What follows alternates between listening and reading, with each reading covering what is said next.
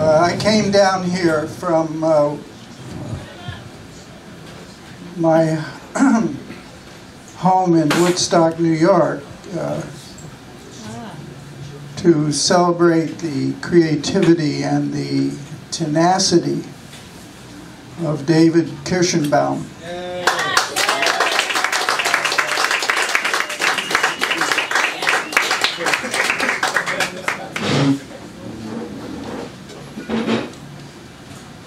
I first discovered the Lower East Side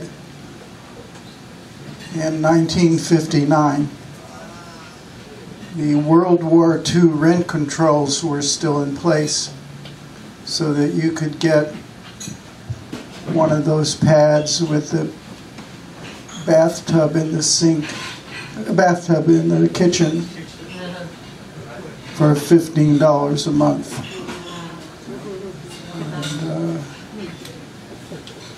I thought my generation had discovered it.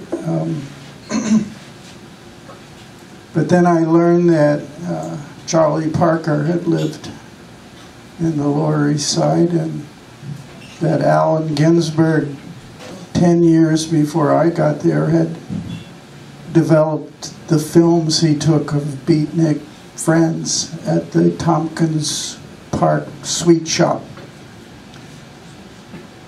And then I learned, after I wrote my book, Tales of Beatnik Glory, in about the years 1957 through 62, in the 80s, I'd get letters from people saying, wow, somebody discovered the Lower East Side before we did. And then I learned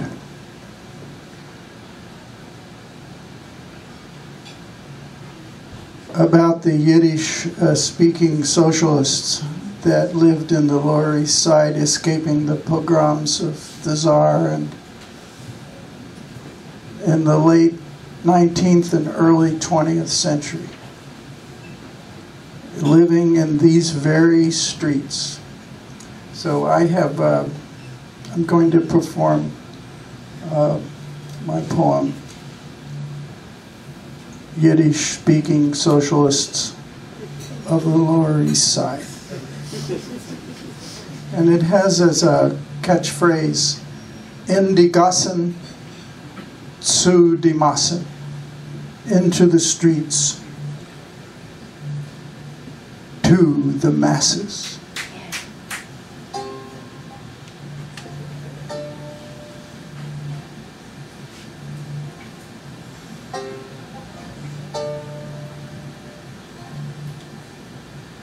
Into the street, in die Gassen zu die Massen, into the streets, to the masses. They came when the Tsar banned the Yiddish theater in 1882. They came when the iron-tipped Cossack's whip flicked in the face of their mother. They came when their parents were cheated out of their farms in Vilna.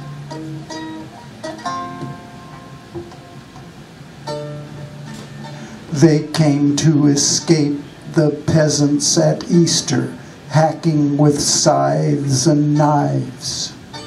They came when the revolution of 1905 was crushed. They came when the soldiers broke up their socialist presses in Krakow. They fled from Siberia dungeons and work camps for printing leaflets and flyers. Pamphlets and poems and leaflets and flyers to spread in the workshop, spread in the streets, spread in the factories. factories. In the spirit the era had spawned, the spirit the era had spawned. In die Gassen, zu den Massen, into the streets, to the masses. They came to Antwerp and then to London and then to Ludlow Street to make a new world inside the new world. At centuries' turn, they were the Yiddish speaking socialists of the Lower East Side. Some remembered with pangs and tears the beautiful rural life wrested away. Mushroom hunting in the dampened woods, bundles of grain in the carts, market day in the shtetl.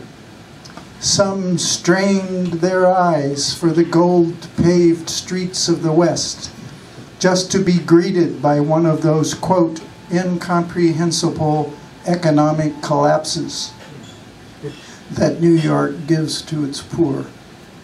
The East Side had been slums since the overcrowding after the War of 1812, but the tenement rents of 1903 were higher than nearby, quote, better places. 2/3 of them owned by speculators getting 15 to 30% or more, so that a family of 10 was jammed in a 2-room flat plus boarders. And a leafletier, in desperation, lay aside his ink to open a curbside store with a gutter plank and 3 brown bales of rag, or they carried the cribs to the hallway to set up a sweatshop. They were not alone.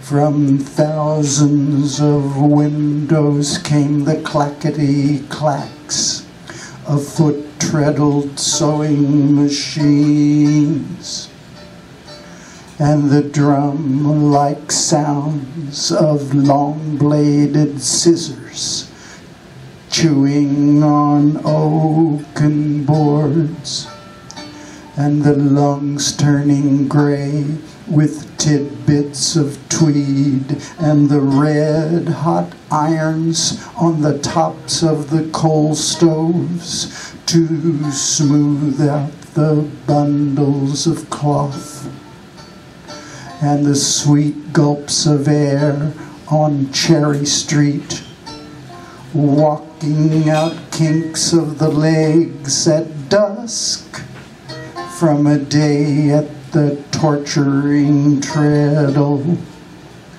A rose curled around the mallet of poverty.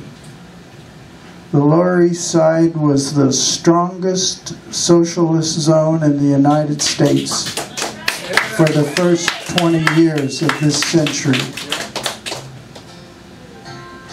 It was a wild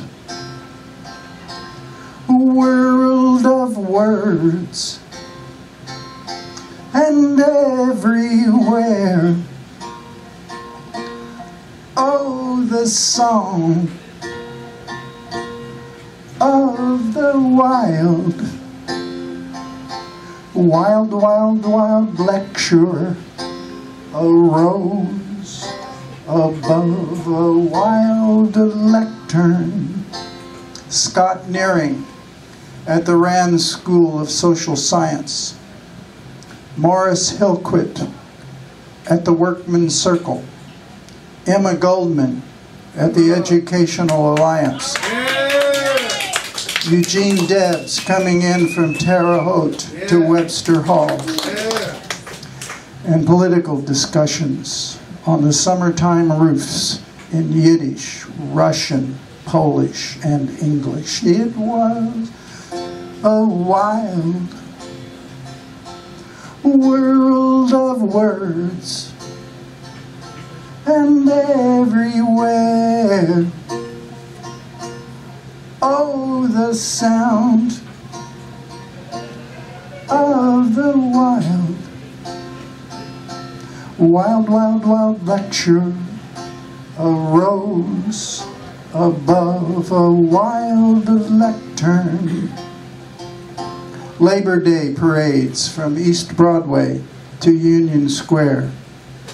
Cousins on the floor from fleeing Siberia after the revolution of 1905. Union meetings at the Labor Lyceum on East 4th. Flashes of the ideal in murk, in muck, in mire. Talking all night at the Cafe Royale on 12th Street and 2nd Avenue. After Yiddish plays at the Kessler or Tomaszewski theaters. Garment worker rallies at Cooper Union. Joining the Women's Trade Union League. Fighting for a shorter work week.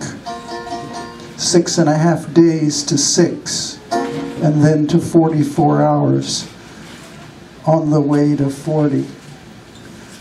Flashes of the ideal in murk, in muck, in mire. In die Gassen zu die Massen to make a new world. Inside the new world, at centuries' turn, they were the Yiddish-speaking socialists of the Lower East Side. For 20 years they grew. They filled the arenas and packed the streets. Though those who stand in the bowl of shrieks know how the bowl stands silent so often when the votes are counted. But there was a party in the streets the Lower East Side had never seen. The night in 1914 that Meyer London, whose father had worked in an anarchist print shop, was elected to Congress. They danced and sang through Rutgers Square past the Daily Forward till the sun blushed the colors of communes above the docks. Meyer London served for 3 years until the Democrats and the Republicans in the state assembly gerrymandered his district. But in 1917, the Socialist Party of New York City sent 10 assembly persons to Albany and 7 to the New York City Board of Aldermen, while Morris Hillquit pulled 22% of the vote for mayor, and it looked like a socialist surge might move as a spill of thrills out through the state in die Gassen zu die Massen. And then, in the spring of 1917, the U.S. Congress voted for war. The Socialists met in St. Louis that same April and issued what was known as the St. Louis Proclamation. We call upon the workers of all countries to refuse support to their governments in their wars. Some were sympathetic to the strong socialist and union movements in Germany in a struggle against Tsarist barbarism. Others felt it was just a distracting disturbance between Russian and German militaries. The Lower East Side was split. The pressure to support their new country was great. Not that pogroms by the Brooklyn Bridge were feared, though the dirk-tined, rioting peasants' rake was not that far in the past. The Wilson administration generated a war hysteria. Scott Nearing, Eugene Debs went to jail. The government threatened the mailing rights of the Jewish Daily Forward and other socialist papers opposing the war. And then it was different after the war. There was hideous inflation and FOB, fear of Bolsheviks. And many mayhemic forces were set against the Lower East Side socialist zone. The anti-red hysteria was nationwide. The Wobblies were crushed. The strikers of Seattle crushed. The Palmer raids. Federal troops used to club down honest dispute. Emma Goldman deported. 5 socialists expelled from the New York legislature. And there was a split in the Socialist Party in 1919 and the birth of the Communist Party. You think there is factionalism now. The factions of 1920 hissed like 35,000 ganders in an Amanita Valley. And a democratic socialist in the 20s and 30s was wedged in pain between the sharp-tongued Moscow leftists and sharp-tongued, bitter, shitter rightists. Oh, they failed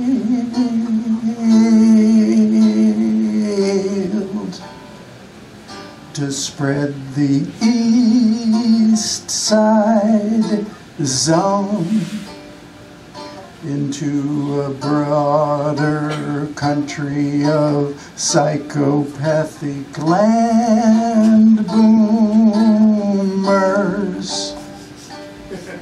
and smug townies who thought they could hog the keys to the sky.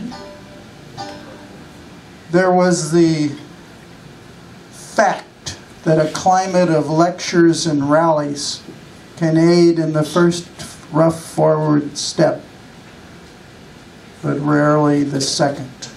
And they knew with all the hurt of their years how the socialist fervor fell, and the failure of those who had seen the socialist dawn to break it from sea to sea. Most of them fled the rubbly slums, and tens of thousands more. So for few there are who joy to live in dirt. They joked how the ships brought the greenhorns to Rutgers Square as the moving vans took the radicals to the Bronx. For most, the game was to get out. But for some, like Congressman London, the East Side was the world in which to stay.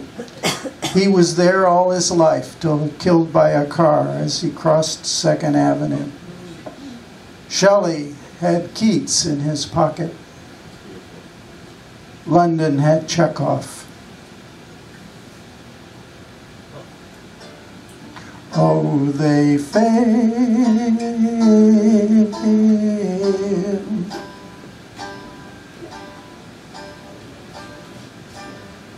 but I can hear their ghosts walk down the cobbles outside the St. Mark's Church.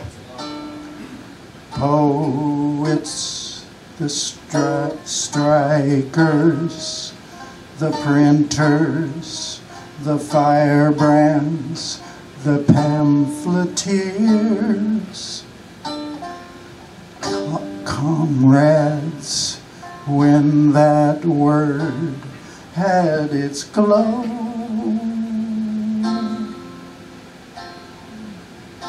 with a passion for justice that never fades away. Though heartbreak to know that they had failed to make a new world inside the new world at centuries' turn. They were the Yiddish-speaking socialists of the Lower East Side. La la la la la la la la. Oh, the new world, Indigossen to Damassen for a better world. They were the Yiddish-speaking socialists of the Lower East Side.